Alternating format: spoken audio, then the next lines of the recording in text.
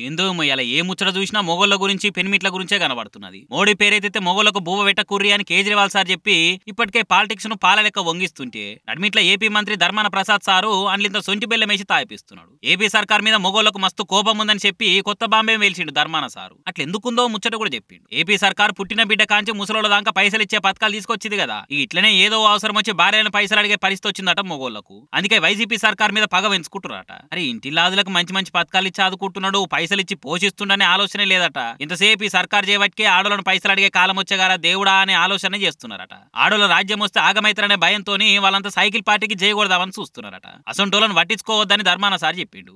చూసి వాళ్ళే తవ్వకొస్తారు, మీరైతే వైసీపీకే ఓటేసి గెలిపియాలే, దీని ఒక బాధ్యతగా తీసుకొని ఇంకొంతమందితో ఓటేయించాలట. మున్పటి లెక్కనే ఈసారి కూడా బాధ్యత తీసుకొని వైసీపీని గెలిపియాలని రిక్వెస్ట్ చేసిండు ధర్మాన సారు. ఈ మాటలు ఏపీలో ఏకదం హీటు పుట్టిస్తున్నాయి. మరి ఏందో ఏమో ఆల్మొగలకు కొట్లాటలు పెట్టే రాజకీయాలు.